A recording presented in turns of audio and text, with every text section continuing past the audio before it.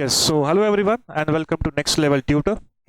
So we are discussing the chapter number 9 of your 12th standard textbook which is current electricity. हम देख रहे हैं chapter number 9 current electricity, right? So last lecture में हमने basic पढ़ा था कि नोड क्या होता है, ब्रांच क्या होता है, लूप क्या होता है. Please open your pen copy and write down the heading Kirchhoff's current law and mark it as star. Mark कर दो, इसको 3 स्टार कर दो. Right, very important. Right, how to pronounce this? It is English में इसको Kirchhoff बोलते हैं, Kirchhoff law, Kirchhoff current law, लेकिन यहाँ पे हमारे यहाँ पे क्रिचॉफ बोलते हैं. So it is up to you, Kirchhoff's current law या फिर क्रिकऑफ करंट लॉ. नाउ ये लॉ करंट के ऊपर बेस्ड है, ये लॉ करंट के ऊपर बेस्ड है. इसको शॉर्ट फॉर्म में लिखते हैं KCL, क्रिकऑफ करंट लॉ या फिर क्रिचॉफ्स करंट लॉ. राइट, सो आपको हेडिंग पुट करना है क्रिचॉफ्स करंट लॉ. हमको क्रिचॉफ के 2 लॉ पढ़ने हैं, एक है करंट लॉ, दूसरा है वोल्टेज लॉ. राइट, सो आज इस लेक्चर में हम पढ़ेंगे क्रिचॉफ्स करंट लॉ. इसको कहते हैं KCL, इसको लिखते हैं KCL.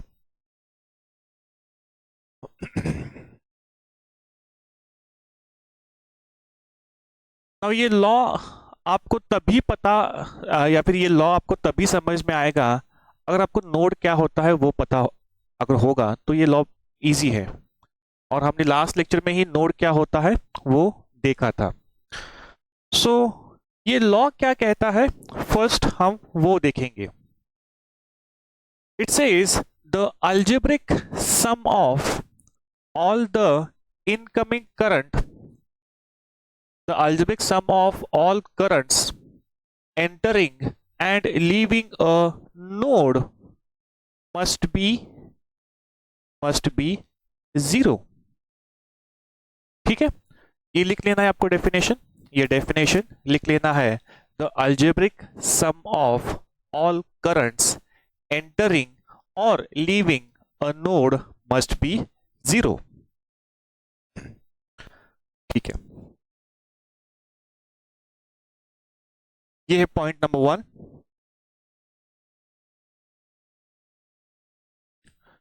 सेकेंड पॉइंट है the sum of incoming current should be equal to the sum of outgoing current. अगर आप देखा जाए तो दोनों स्टेटमेंट एक ही है. आई नो आपको अभी तक ये समझ में नहीं आया होगा, तो मैं एक छोटा सा एग्जांपल लूंगा, आपको अच्छे से समझ में आएगा. सो पहले आपको ये दोनों स्टेटमेंट लिखते हैं, मैं आपको एक एग्जांपल दिखाऊंगा सो दैट ये दोनों स्टेटमेंट आपको समझ में आ जाएगा. राइट, चलो एक सिंपल एग्जांपल देखेंगे.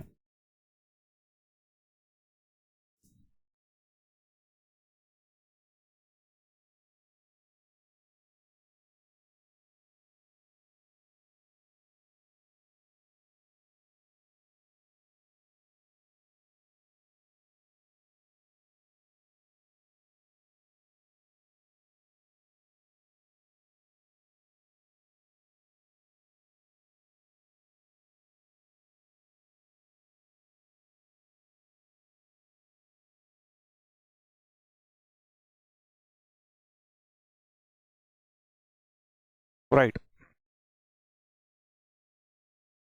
सबसे पहले आपको ये डायग्राम बनाना है, ये डायग्राम बनाना है सबसे पहले. ठीक है, लेट अस सी KCL. ये लॉ क्या है, बहुत ही इजी है, बहुत इजी लॉ है. और इसके ऊपर ये KCL लॉ के ऊपर कम से कम 5 या 6 क्वेश्चन CET में पूछे हैं. ये लॉ डिस्कस होने के बाद हम CET के क्वेश्चंस करने वाले हैं. सो देखना है ध्यान से आपको ये लॉ क्या कहता है.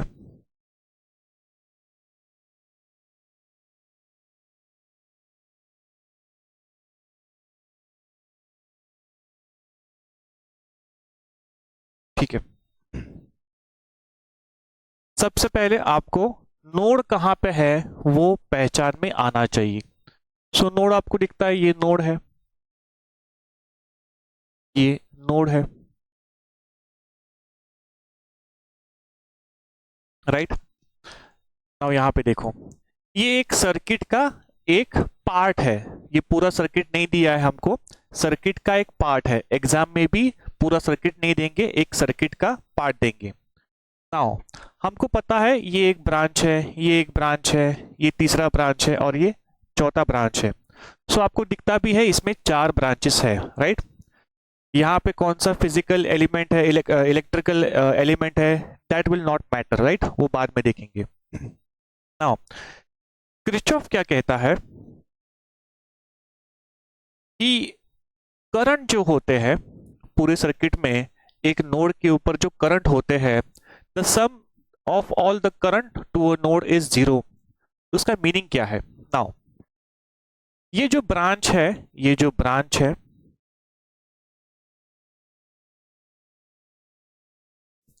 ये जो ब्रांच है उसका करंट दिया है, उसका करंट मैग्नीट्यूड भी दिया है और उस करंट का डायरेक्शन भी दिया है।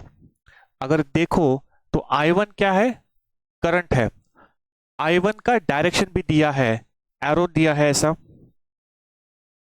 एरो मार्क किया है, arrow is pointing towards the node, arrow is pointing towards the node.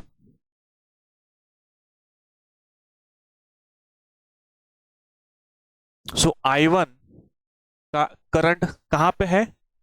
ये नोड को इनकमिंग है।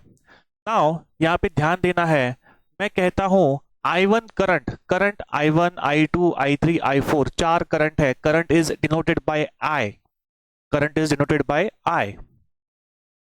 Now I am saying the current I1 is incoming. ध्यान से सुनना है, ये करंट I1 जो है, I am saying it is incoming. किसको incoming? It is incoming to this node. Important is कैसे समझ में आएगा कि करंट इनकमिंग है या आउटगोइंग है? करंट अंदर जा रहा है या बाहर जा रहा है, कैसे समझ में आएगा? सो हमारा रेफरेंस है node, node should be your reference, node should be your reference. तो इस नोड को ये करंट I1 क्या है, इनकमिंग है या आउटगोइंग है? तो उसका एरो देखना है, एरो कैसा है? Arrow is towards the node, मतलब I1 इज इनकमिंग। किसको इनकमिंग? नोड को इनकमिंग। ठीक है, चलो I2 देखेंगे। I2 भी एक करंट है। अब बताओ I2 क्या है, इनकमिंग या आउटगोइंग? मैं बोलता हूं कि I2 ये एक आउटगोइंग है। किसको आउटगोइंग? इस नोड को। रेफरेंस कौन होना चाहिए? ये नोड है, वो रेफरेंस होना चाहिए। सर कैसे समझ में आएगा इनकमिंग है या आउटगोइंग है? एरो देखना है आपको, एरो। I2 का एरो कहां पे है? I2 का एरो बाहर की तरफ है, मतलब करंट बाहर जा रहा है। किससे बाहर जा रहा है? इस नोड को। सो करंट I1 का direction towards the node, so incoming. I2 का डायरेक्शन बाहर towards the node, so I2 is outgoing. I1 incoming, I2 outgoing. चलो अब बताओ I3 क्या है? I3 क्या है?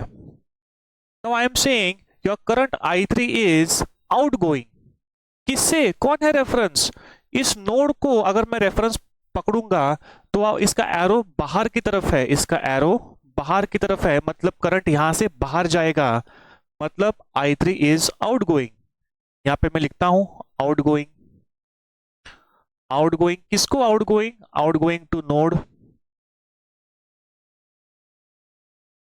हाँ, I2 इज आउटगोइंग।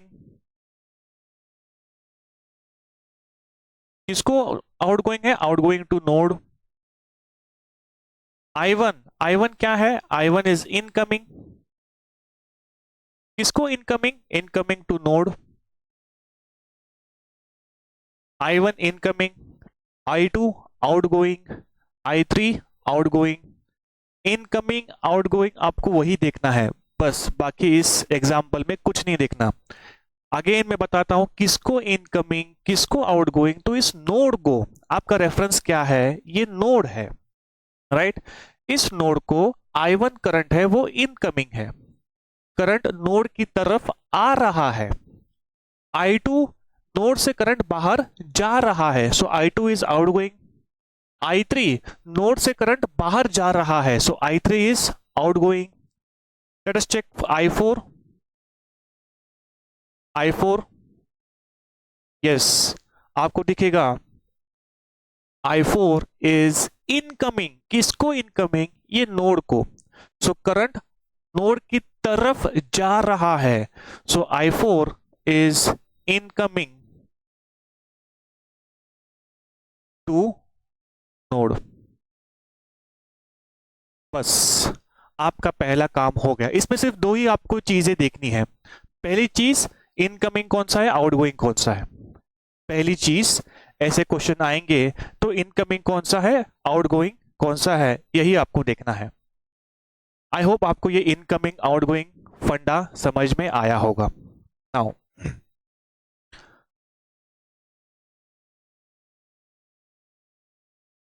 एक इंपॉर्टेंट चीज,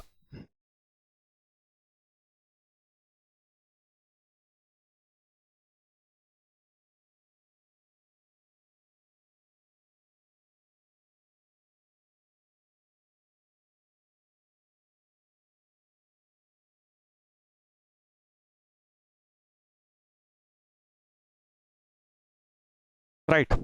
सो हमने देखा इसमें क्या है, इनकमिंग करंट है और आउटगोइंग करंट है। नाउ मेरी स्टाइल है, इनकमिंग करंट मैं लेता हूं पॉजिटिव, आउटगोइंग करंट को मैं लेता हूं निगेटिव।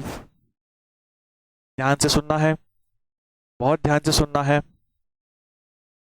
पूरे चैप्टर में इनकमिंग करंट जहां पे भी होगा मैं उसको पॉजिटिव लूंगा, और आउटगोइंग करंट पूरे चैप्टर में मैं लूंगा नेगेटिव।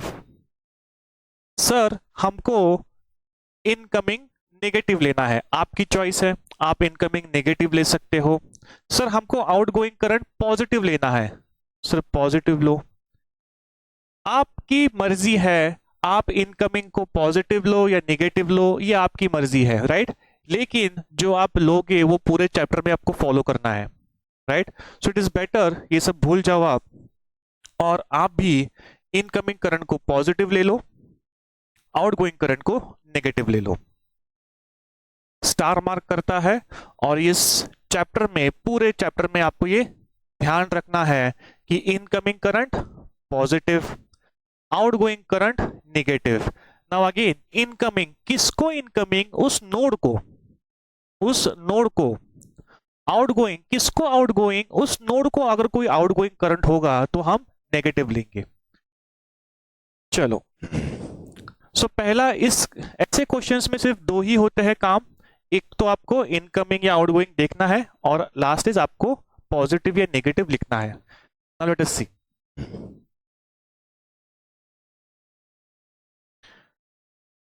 इनकमिंग कौन सा है, I1, या फिर मैं एक काम करता हूं, मैं अलजेब्रिक सम लेता हूं पहले। First is first is taking algebraic some.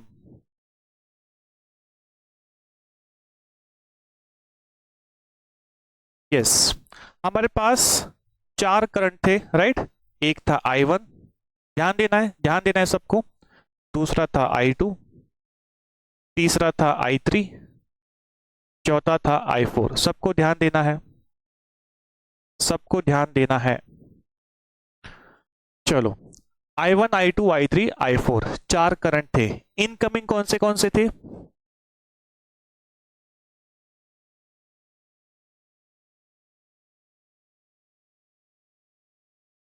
I1 था इनकमिंग, एंड I4 था incoming. I1 incoming, I4 incoming. So I1 I4 positive, I1 incoming था तो पॉजिटिव, I4 भी इनकमिंग था, so positive.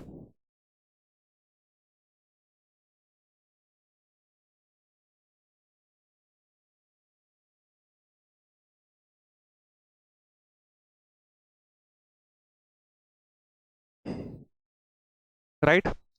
I1 was incoming, so positive. I4 था incoming, so positive. I2 and I3, आप diagram check करो, I2 and I3 will be negative, outgoing थे वो. I3 outgoing, I2 outgoing. Outgoing हमने consider क्या किया है, outgoing current will be negative.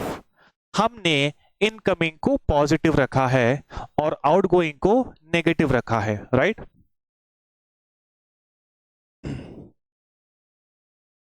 Right. Next is I2 and I3.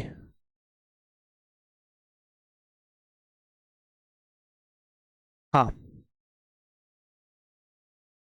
I2 क्या है, I2 क्या है, I2 is, I2 is outgoing. Outgoing मतलब नेगेटिव. I3 क्या है, I3 भी आउटगोइंग है तो negative, right? Now see here, आप बीच में देता हूं मैं प्लस साइन, ये प्लस, ये प्लस. सो वो कहते हैं जो हमने लिखा था, जो हमने ये पहला स्टेटमेंट लिखा था, द अल्जेब्रिक सम, सम मतलब addition, the algebraic sum of all current, all current वो इनकमिंग हो या आउटगोइंग हो, the algebraic sum of all current entering, entering मतलब इनकमिंग, एंड लीविंग, लीविंग मतलब outgoing, a node must be zero. सारे currents एक node पे, उसका अगर आप अलजेब्रिक सम बनाओगे तो वो कितना आना चाहिए, जीरो आना चाहिए. यहां पे देखो,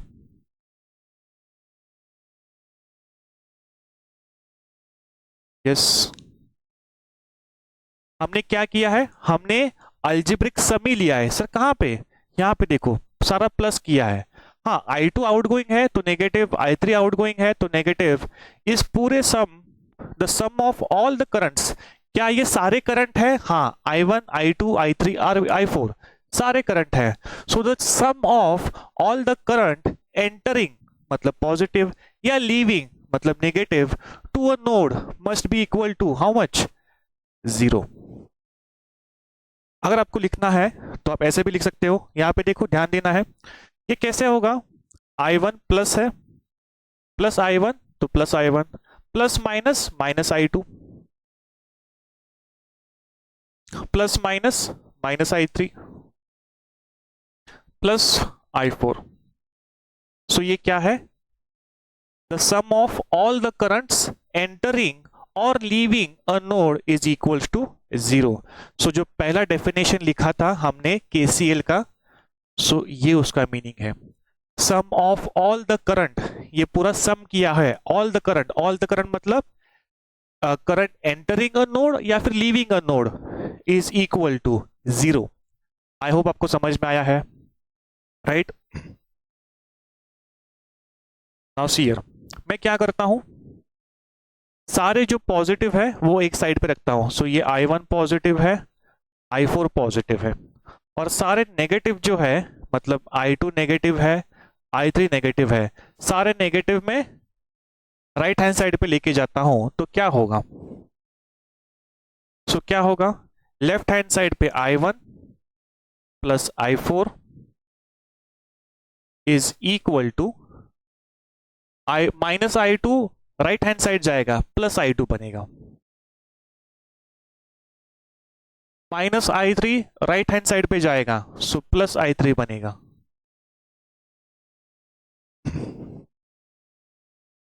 सो ये क्या है, I1 I4 क्या है, इनकमिंग करंट है. I1 I4 क्या है, इनकमिंग करंट है. I2 I3 क्या है, आउटगोइंग करंट है. तो इससे क्या समझ में आता है, बीच में साइन प्लस है तो sum of incoming current, sum of incoming current, बीच में sign is equal to I2 I3 क्या है, outgoing current is equals to sum of outgoing current.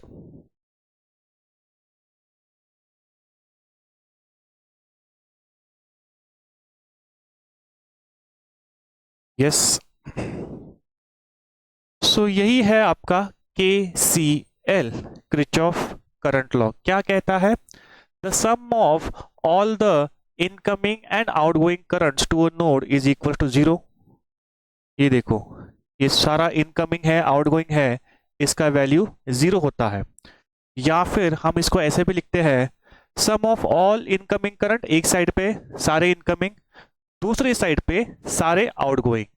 सो अगर सीयर ध्यान दो, अगर दोनों का सम होता है 4, तो वहां पे भी अगर दोनों इनकमिंग का आंसर है 4, तो आउटगोइंग भी कितना होना चाहिए? 4 होना चाहिए। वाई?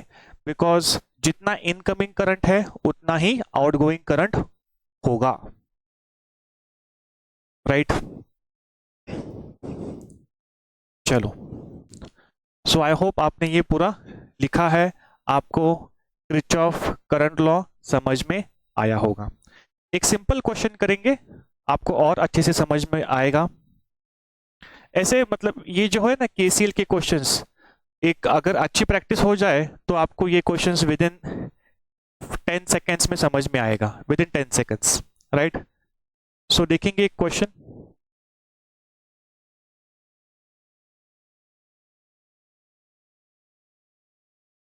एक सिंपल क्वेश्चन देखेंगे।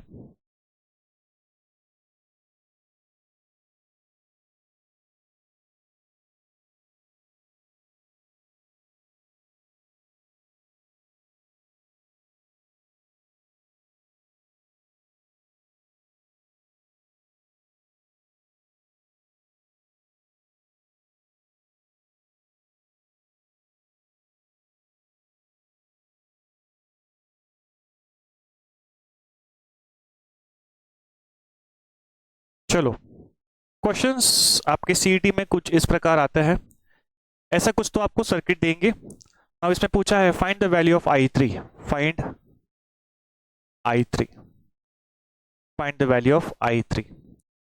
कभी कभी करंट का नाम देंगे, नहीं दिया तो भी चलेगा, दिया तो भी चलेगा। अगर आपको लिखना है तो इसको मैं I1 लिखता हूं, इसको मैं I2 लिखता हूं, और I3 दिया है।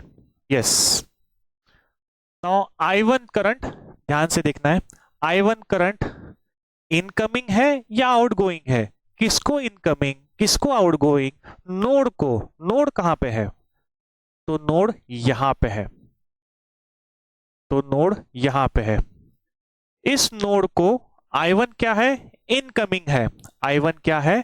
इनकमिंग है। इनकमिंग करंट क्या लेते हैं हम? पॉजिटिव। सो क्या लेंगे? +2। I2, I2 क्या है? इनकमिंग या आउटगोइंग? किसको इनकमिंग, किसको आउटगोइंग? तो इस नोड को कैसे समझ में आएगा? एरो देखना है। I2 का एरो क्या है? टुवर्ड्स द नोड, मतलब वो नोड की तरफ जा रहा है, मतलब it is incoming. So I2 की वैल्यू कितनी है? 3 है। इनकमिंग है मतलब पॉजिटिव, सो +3। I3 क्या है? आउटगोइंग है। किसको आउटगोइंग है? इस नोड को। कैसे समझ में आता है? एरो, एरो देखना है आपको, एरो, एरो बाहर की तरफ है, सो मतलब out, I3 is outgoing. Outgoing मतलब minus, so minus I3 find करना है, नहीं पता। ये पूरा सम कितना होता है? अभी देखा था, sum of all current is equal to 0, sum of all current is equal to 0। I3 मैं राइट हैंड साइड को लेके जाता हूं, I3 कितना आया? 2 + 3 5। Current is measured in ampere, so 5 ampere.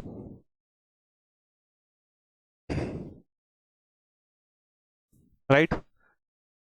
Now एक बार हम क्वेश्चंस करेंगे इसके ऊपर, 4-5 क्वेश्चंस। तो आपको अभी जो हमने लिखा है, इनकमिंग कौन सा है, आउटगोइंग कौन सा है, वो लिखा है। बाद में तो there is no need to write also, आप देख के बताओगे। कैसे बताना? इनकमिंग कौन सा है? इनकमिंग इज 2 एम्पियर, एम्पियर में होता है करंट, एंड 3 एम्पियर। हाँ, 2 एम्पियर आ रहा है, राइट? 2 एम्पियर आ रहा है इनकमिंग, यहां से 3 एम्पियर आ रहा है। 2 एम्पियर यहां से, 3 एम्पियर यहां से, तो बाहर कितना जाएगा? यहां से 2 एम्पियर, यहां से 3 एम्पियर, तो बाहर जाएगा दोनों का सम 5 एम्पियर। राइट। यहां से 2 एम्पियर आ रहा है करंट, यहां से 3 एम्पियर करंट इज कमिंग, तो बाहर कितना जाएगा? बाहर जाएगा 5, दोनों का सम मिला के बाहर जाएगा करंट, बिकॉज और कोई वहां पे पाथ है नहीं करंट को जाने का, और एक लाइन नहीं बनाया है। हमने पढ़ा था total incoming is equal to total outgoing, जितने करंट अंदर आ रहे हैं नोड को उतने ही करंट बाहर जाएंगे। अगर टोटल 10 एम्पियर करंट आ रहा है अंदर, सो बाहर कितना जाएगा? बाहर भी 10 एम्पियर ही जाएगा। सो सिंपल सिंपल क्वेश्चंस ऐसे होते हैं, राइट। सो ये था एक बेसिक क्वेश्चंस। आई होप आपको ये केसीएल लॉ आपको समझ में आया होगा। In next lecture we will discuss all the CET questions based on KCL. Thank you very much.